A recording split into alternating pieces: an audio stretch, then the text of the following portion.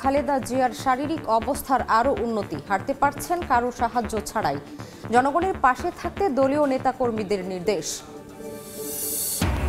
সরকারি দফতরের লালফিতায় বন্দী পোশাক শ্রমিকের রেশন দাবি উদ্যোক্তাদের। মালিকপক্ষ সঠিক তালিকা না দেয়ায় বাধাগ্রস্ত হচ্ছে কাজ, বলছে টিসিবি।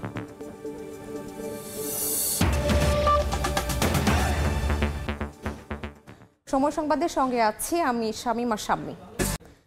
বিএনপি চেয়ারপারসন ও সাবেক প্রধানমন্ত্রী বেগম খালেদা জিয়ার শারীরিক অবস্থা উন্নতির দিকে, নিজে নিজেই কিছুটা হাঁটাহাঁটি করছেন। লন্ডনে চিকিৎসাধীন থেকেও দেশবাসীর খবর নেয়ার পাশাপাশি জনগণের পাশে থাকতে দলীয় নেতা কর্মীদের নির্দেশনাও দিচ্ছেন।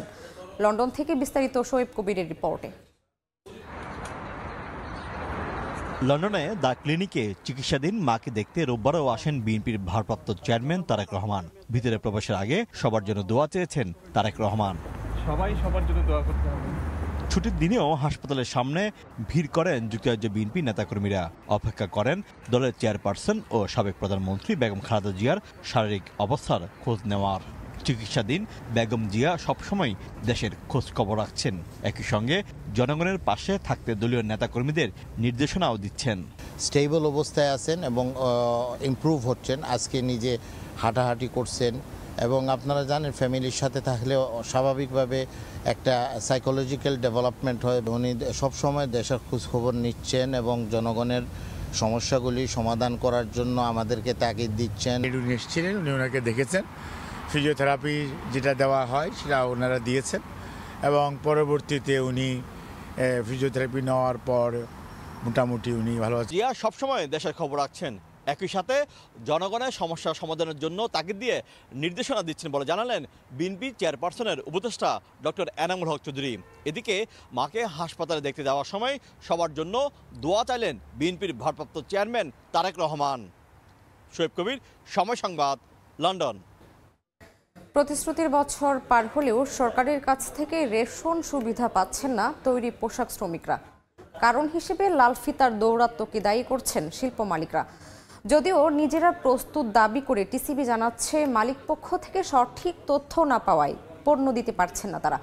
এদিকে শুধু পোশাক খাতে নয়, বাজার বাস্তবতায় যেন সব শ্রমিক সমান সুবিধা পায়, সরকারকে সে উদ্যোগ নেয়ার তাগিদ দিচ্ছেন অর্থনীতিবিদরা। কামরুল হাসান সবুজের রিপোর্ট। ভালো স্যালারি পাইতেছি, চিকিৎসা ভাতা পাইতেছি। টিসিবি পণ্যটা দেওয়ার কথা ছিল, সেই টিসিবি পণ্যটা আমরা এখন পাচ্ছি না। সরকার যেন আমাদের গার্মেন্টস কর্মীদের জন্য একটা রেশন কার্ডের ব্যবস্থা করে। ওটা যদি চালু করে তাহলে আমরা খুবই উপকৃত হব। আমরা চাই আমাদের কাজের পরিবেশটা যেন শান্তশিষ্ট থাকে। অথচ 2023 সালের নভেম্বরে তৈরি পোশাক খাতের শ্রমিকদের ন্যূনতম বেতন যখন 12,500 টাকা করা হয়, তখনই আশ্বাস দেওয়া হয়েছিল রেশন সুবিধাও পাবেন তারা। এরপর নানা উদ্যোগ ভেস্তে যাওয়ার পর গত অক্টোবরে পোশাক শ্রমিকদের মধ্যে ভর্তুকি মূল্যে টিসিবির পণ্য বিক্রি শুরু করে বাণিজ্য ও শ্রম মন্ত্রণালয়, তবে তা চালু রাখেনি সরকার। এরই মধ্যে উচ্চমূল্যের বাজারে শ্রমিকদের সুবিধা দিতে গত নভেম্বরে তাদের বেতন বৃদ্ধির হার 5% থেকে বাড়িয়ে করা হয় 9%, যা মেনেও নিয়েছেন উদ্যোক্তারা। তবে প্রশ্ন তুলেছেন কেন রেশন পাচ্ছেন না পোশাক শ্রমিকরা। 18 দফার যে একটা চুক্তি হয়েছে, সেখানে একটা বড় একটা দাবি শ্রমিকদের ছিল রেশনিং চালু করা, এবং সরকার কিন্তু সেখানে রেশনিং চালুর একটা দফা আছে। আমাদেরকে চাপ দিয়ে সরকার কিন্তু ঠিকই বেতনটা বাড়িয়ে নিল। আমার 30 লক্ষ শ্রমিকের জন্য যে রেশন চালুর কথা, সেটা আজ পর্যন্ত চালু হচ্ছে না কেন? কেন এটাকে লাল ফিতা দৌড়াতে এমন কঠিন করে তারা শর্তগুলো দিচ্ছে যে একটার পর একটা কারণে আমি এটা চালু করতে পারতেছি না, আবার আমাদের বিভিন্ন দিকে ডাইভার্ট করতে হচ্ছে। সহজভাবে কেন তারা আমার শ্রমিককে কেন তারা রেশনটা দিচ্ছে না? উদ্যোক্তারা লাল ফিতার দৌরাত্ম্যকে দায়ী করলেও সরকারি বিপণন সংস্থা টিসিবি বলছে সুবিধাভোগীদের সঠিক তালিকা না পাওয়ায় পোশাক শ্রমিকদের রেশন দিতে পারছেন না তারা। টিসিবি বাণিজ্য মন্ত্রণালয়ের মাধ্যমে বিজিএমইকে চিঠি লিখেছে, তাদের কোন গার্মেন্টসে কতজন ওয়ার্কারের জন্য পণ্য দিতে চায় সেই লিস্টটা আমাদের কাছে প্রেরণের জন্য। আমরা এখন পর্যন্ত লিস্টটা পাইনি, তবে টিসিবি প্রস্তুত আছে। বাজার বাস্তবতায় যেন সব খাতের শ্রমিক সরকারের নেয়া খাদ্যভিত্তিক কর্মসূচির সমান সুযোগ পান, সেই তাগিদ দিচ্ছেন অর্থনীতিবিদরা। সরকারকে এমনভাবে চিন্তা করতে হবে যে সুবিধাটা আমরা সব শ্রমিককে যেন দিতে পারি, কোন একটা পার্টিকুলার সেক্টরের কথা চিন্তা না করাই ভালো। গেল আগস্ট সেপ্টেম্বরের শ্রমিক অসন্তোষ থামাতে যে 18 দফা স্বাক্ষর করেছে শ্রমিক মালিক ও সরকার পক্ষ, সেখানেও অগ্রাধিকার পেয়েছে শ্রমিকদের রেশন দেওয়ার বিষয়। 18 দফা দাবির বিষয়ে আমরা একমত পোষণ করেছি। কামরুল হাসান সবুজ, সময় সংবাদ, ঢাকা। চট্টগ্রাম কাস্টম হাউসের কাছে 142 কোটি টাকা বকেয়া পাওনা নিয়ে চরম বেকায়দায় পড়েছে বন্দর কর্তৃপক্ষ। নিলামে বিক্রিত পণ্যের হিস্সা বাবদ পাওনা টাকা চেয়ে অন্তত 59টি চিঠি দেওয়া হয়েছে। এমনকি বকেয়া পাওনা আদায় না হওয়ায় সরকারি অডিট আপত্তি উঠেছে বন্দরের বিরুদ্ধে। সাখাওয়াত টিপুর ক্যামেরায় বিস্তারিত জানাচ্ছেন কমল দে। চট্টগ্রাম বন্দর দিয়ে আমদানি করা যে কোনো সাধারণ পণ্য 30 দিন এবং পচনশীল পণ্যের ক্ষেত্রে 7 দিনের মধ্যে ছাড় করার বিধান রয়েছে। নির্ধারিত সময়ের মধ্যে আমদানি পণ্য ছাড় না হলে নিলামে বিক্রির জন্য কাস্টমসের কাছে হস্তান্তর করে বন্দর কর্তৃপক্ষ। আর নিলামে বিক্রি হওয়া পণ্যে FCL কন্টেনারে 20% এবং LCL পণ্যে 15% হিস্সা পায় বন্দর। চট্টগ্রাম কাস্টম কমিশনারের কাছে বন্দরের পক্ষ থেকে দেওয়া 59 নম্বর চিঠিতে বিগত 2011 সালের নভেম্বর থেকে এই হিস্সা দেওয়া হচ্ছে না বলে অভিযোগ করা হয়েছে। বছরের পর বছর হিস্সার 142 কোটি 72 লাখ 39 হাজার টাকা বকেয়া পড়ে থাকায় সরকারি অডিট টিম বন্দর কর্তৃপক্ষের বিরুদ্ধে অডিট আপত্তি উত্থাপন করেছে বলে চিঠিতে উল্লেখ করা হয়। যে মালগুলা অকশন সেল আউট হয় সেগুলোর একটা সেল প্রসিডার একটা অংশ আমরা পাই, সেটার হিসাব করতে করতে আমরা এখন 140 কোটি টাকার মতো আমরা পাওনা হই। মাঝে মাঝে কিছু পণ্য বোঝাই কন্টেনার, ইয়কশন এবং ফল, আদা, খেজুর, জুসের মতো বাকি পচনশীল পণ্যগুলো হাতুড়ি পিটিয়ে উন্মুক্ত নিলামে বিক্রি করে চট্টগ্রাম কাস্টম হাউস। অন্যান্য সংস্থাগুলোর সঙ্গে হিস্সা জটিলতা কাটিয়ে বন্দরের পাওনা পরিশোধের চেষ্টা চলছে বলে জানিয়েছেন চট্টগ্রাম কাস্টম হাউসের এই কর্মকর্তা। চিঠিটা পাঠিয়েছে, এটা হয়তো ওই শাখা থেকে, সংশ্লিষ্ট শাখা থেকে এটা ফাইলটা পুট আপ হয়ে এটা কার্যক্রম গ্রহণ করবে। এখনো 10,000-এর বেশি পণ্য বোঝাই কন্টেনার নিলামের অপেক্ষায় থাকলো মামলা সহ নানামুখী জটিলতায় চট্টগ্রাম কাস্টম হাউস নিলামে গতি আনতে পারছে না। চট্টগ্রাম কাস্টম হাউস থেকে বন্দর ভবনের দূরত্ব মাত্র 20 থেকে 30 গজ। গত 11 বছরে পাওনা হিস্সা চেয়ে চিঠি দেওয়া হয়েছে বন্দরের পক্ষ থেকে 58টি, কিন্তু সেই টাকা পাওয়া যায়নি, বরং টাকা বাড়তে বাড়তে এসে দাঁড়িয়েছে 142 কোটিতে। তারপরে বন্দর কর্তৃপক্ষ আশা করছে সব জটিলতা নিরসন করে কাস্টম হাউস তাদের ন্যায্য হিস্সা পরিশোধ করবে। কমল দে, সময় সংবাদ, চট্টগ্রাম। সময় সংবাদে আরও থাকছে। জুলাই অভ্যুত্থানের চেতনা ধারণ করে নতুন আঙ্গিকে হবে বইমেলা। বইপ্রেমীদের বরণ করে নিতে চলছে প্রস্তুতি। স্টল পরিধি, প্যাভিলিয়ন নিয়ে প্রকাশকদের অসন্তোষ।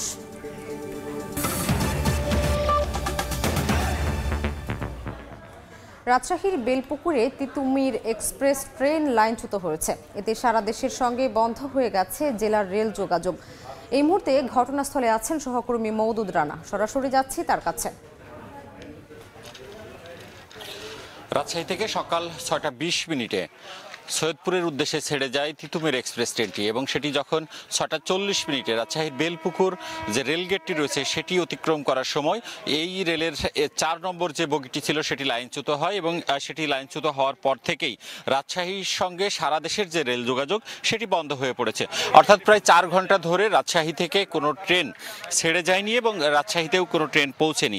আমরা স্টেশন সূত্রে খবর নিয়েছি বেশ কয়েকটি ট্রেন আড়ানি এবং ঈশ্বরদীতে অবস্থান করছে। এই ট্রেনটি যাওয়ার পরেই আসলে সারা দেশের সাথে যে যোগাযোগ সেটি স্থাপিত হবে এবং আমরা ঘটনাস্থলে যেটি দেখছি যে এখানে উদ্ধারকারী একটি ট্রেন এসেছে এবং সেই ট্রেনটি যে বগিটি লাইনচ্যুত হয়েছিল সেটি যে রেলপথ রয়েছে সেই রেলপথের পরে স্থাপন করতে সক্ষম হয়েছে এবং তারা যেটি বলছেন যে সব মিলিয়ে আধা ঘন্টার মধ্যে তারা যাত্রা শুরু করতে পারবে। এবং আমরা যেটি দেখছি যে তিতুমির এক্সপ্রেস, সেই তিতুমির এক্সপ্রেস উদ্ধার হওয়া যে রেল বগিটি রয়েছে সেই রেল বগিটির সাথে তারা আবার একসাথে করছেন এবং সেই একসাথে হওয়ার পরেই মূলত এই ট্রেনটি আসলে চলাচল উপযোগী হবে। এবং তারা যেটি বলছেন এখন এই তিতুমির এক্সপ্রেস ট্রেনটি রাজশাহীর দিকে যাবে নাকি সৈয়দপুরের দিকে যাবে তারা এখন পর্যন্ত আসলে সিদ্ধান্ত নিতে পারেনি। তারা বলছেন যে রেল কর্তৃপক্ষের সিদ্ধান্তের পরেই আসলে এই ট্রেনটি ছেড়ে যাবে। আমরা কথা বলেছিলাম রাজশাহী পশ্চিমাঞ্চল রেলের যিনি মহাব্যবস্থাপক রয়েছেন তার সাথে। তারা যেটি বলছেন যে বেশ কয়েকটি ট্রেন বিভিন্ন স্টেশনে দাঁড়িয়ে রয়েছে। এখন এই যে তিতুমির এক্সপ্রেস ট্রেনটি সেটি রাজশাহীতে ফিরিয়ে নেওয়া হতে পারে এবং তারপর যখন সবগুলো ট্রেন রাজশাহীর সাথে সারা দেশের যে সকল ট্রেনগুলো আটকা পড়েছে সেই ট্রেনগুলো যখন যাতায়াত স্বাভাবিক হবে তখনই মূলত এই ট্রেনটি আবার সৈয়দপুরের উদ্দেশ্যে রওনা হবে।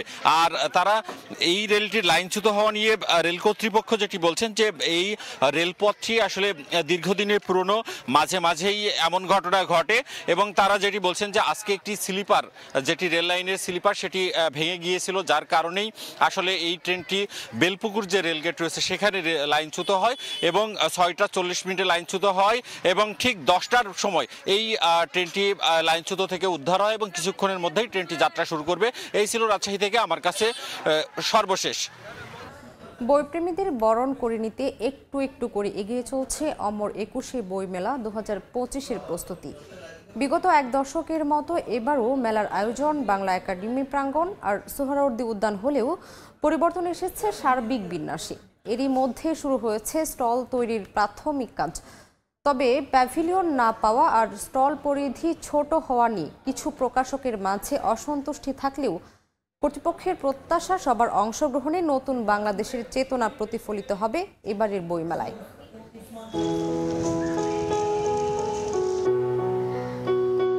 পাতাঝরা শীতের শেষ লগ্নে হাতছানি দিচ্ছে স্মৃতির ফাল্গুন।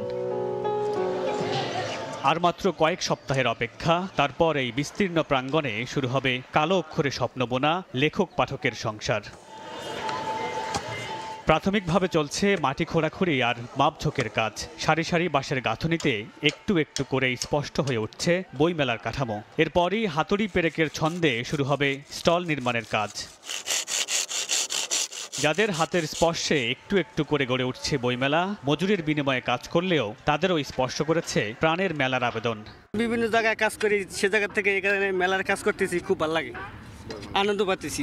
এখন আমাদের এই যে বাদাবাদির কাজ চলতেছে, বাঁশ গাড়ার কাজ চলতেছে। 4 ভাগের 1 ভাগ হয়েছে মনে, আরো তো পুরো মাঠ বাকি আছে। পুরনো ছক ভেঙে এবার বইমেলা হবে নতুন আঙ্গিকে। জুলাই অভ্যুত্থানের চেতনা ধারণ করে গড়ে উঠবে লেখক পাঠক আর প্রকাশকের মেলবন্ধন। স্টল পরিধি আর প্যাভিলন নিয়ে প্রকাশকদের মাঝে অসন্তুষ্টি থাকলেও মেলা পরিচালনা কমিটির সদস্য সচিব বলছেন অভ্যুত্থানের চেতনা মাথায় রেখে সকল সিদ্ধান্ত নিয়েছেন মেলা কমিটি। বইমেলা করার জন্য একটা কমিটি আছে এবং সেখানে 33 জন সদস্য, সবাই মিলে কিন্তু এই সিদ্ধান্তটি গ্রহণ করেছে। একটা নতুন পরিস্থিতিতে মানুষের চোখে মুখে যখন একটা নতুন বাংলাদেশের স্বপ্ন, তখন আমরা একটা ভালো বইমেলা করতে চাই, উৎকৃষ্ট বইমেলা করতে চাই, যে বইমেলাটা নতুন স্বপ্ন দেখাবে। এবং এই কারণে এবার বইমেলার প্রতিপাদ্য করা হয়েছে জুলাই গণঅভ্যুত্থান, নতুন বাংলাদেশ বিনির্মাণ। তবে সবার প্রত্যাশা সব বিতর্ক পাশ কাটিয়ে বইমেলা হয়ে উঠবে পাঠকের প্রাণের স্পন্দন। ভাষার সংগ্রাম থেকে শুরু করে স্বাধীনতার সংগ্রাম বুকে ধারণ করে একটু একটু করে প্রস্তুত হচ্ছে বাঙালি চেতনার ধারক বইমেলা প্রাঙ্গণ। তবে যাদেরকে ঘিরে এত আয়োজন, এবার সেই পাঠকের প্রস্তুতির পালা। মামুনুর রশিদ পনেল, সময় সংবাদ, ঢাকা। পিরোজপুরে পুরাতন ডিসি অফিস, পুলিশ লাইন্স সহ ঝুঁকিপূর্ণ অবস্থায় সরকারি বেসরকারি অর্ধশত ভবন। আতঙ্কে সেখানকার কর্মকর্তা, কর্মচারী ও বাসিন্দারা। গণপূর্ত অধিদপ্তর বলছে মেরামতে কিছু ভবন ঝুঁকিমুক্ত করা হবে, বাকিগুলোকে অপসারণের প্রক্রিয়া চলছে। জিয়াউল হকের তথ্য ও ছবিতে রিপোর্ট। পিরোজপুর 1.5 শতাধিক বছরের পূর্ণ একটি মহকুমা, যা 1986 সালে জেলায় উন্নীত হয়। তবে জেলার বেশিরভাগ সরকারি ভবনই পুরনো রয়ে গেছে, যার উল্লেখযোগ্য অংশই ঝুঁকিপূর্ণ।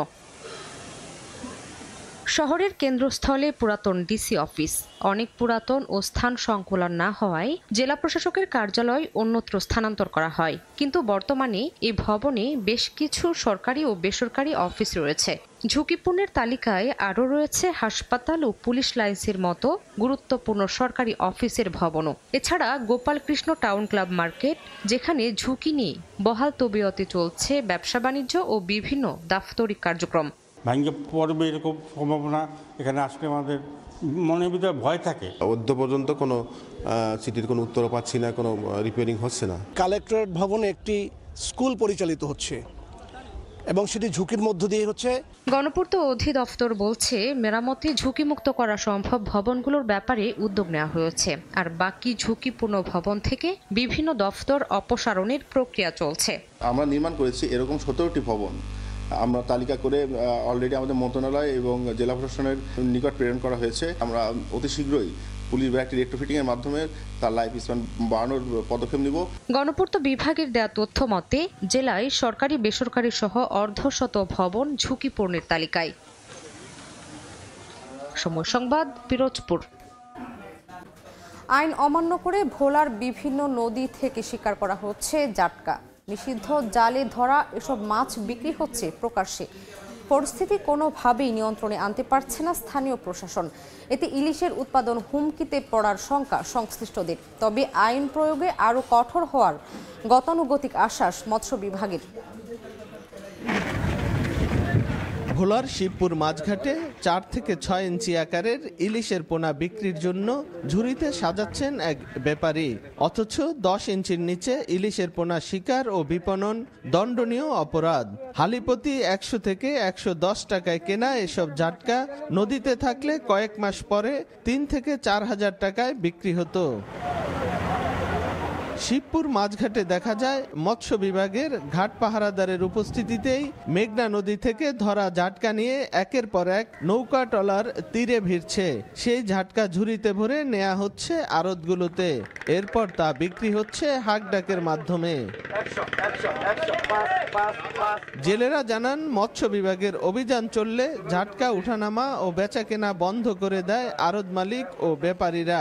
কিন্তু তারা চলে যাওয়ার পরপরই আগের মতো আবারও শুরু হয় বেচাকেনা। তবে অভাবের কারণে বাধ্য হয়ে জাটকা ধরার কথা জানালেন তারা। বড় ইলিশ পাই না, একথা একটু জাটকা ধরে আরি কিস্তি মিস্তি চালানোর লেগে আরি কুচা জাল দিয়ে মাছগুলা ধরে আমাদের সম্পদ নষ্ট করে ফেলায়।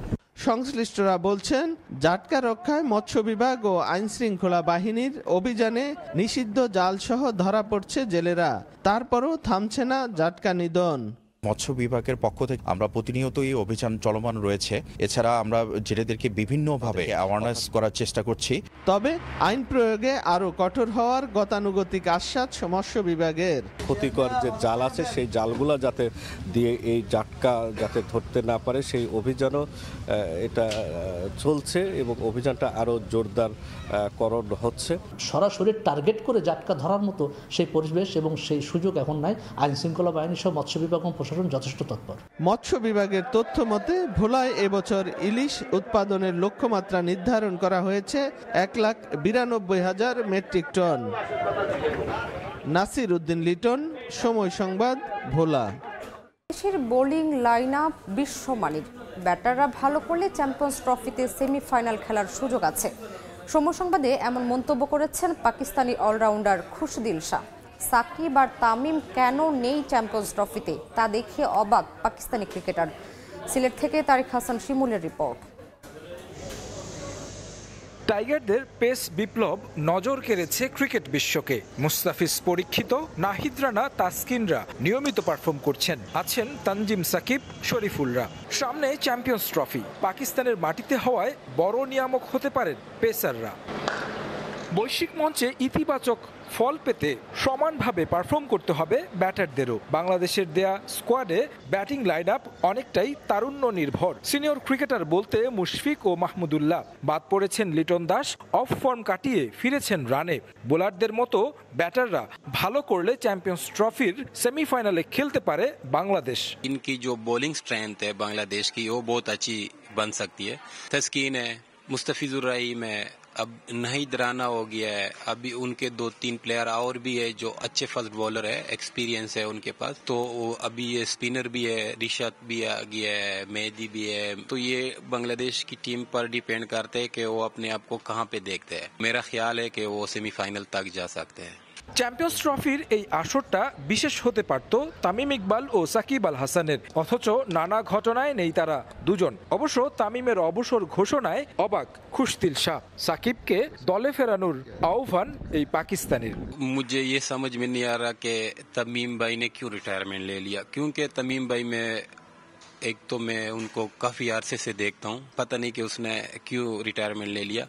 और सकीब का अब सियासती इशू है, तो मेरा नहीं ख्याल कि वो सियासत इशू स्पोर्ट्स में भी आना चाहिए। तो मेरा नहीं ख्याल कि ये सियासत में आना चाहिए, क्योंकि सियासत साइड पे रखनी चाहिए और स्पोर्ट्स एक साइड पे रखनी चाहिए। বাংলাদেশের চ্যাম্পিয়ন্স ট্রফির স্কোয়াডে আরও কিছু অভিজ্ঞ ক্রিকেটার দেখতে চেয়েছিলেন খুশদিল শাহ।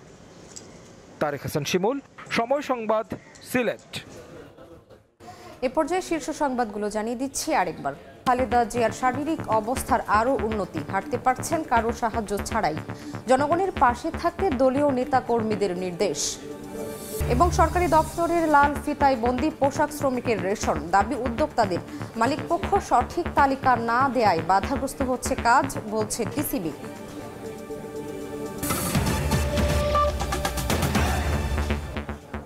এ ছিল সময় সংবাদে, সঙ্গেই থাকুন সময়ের।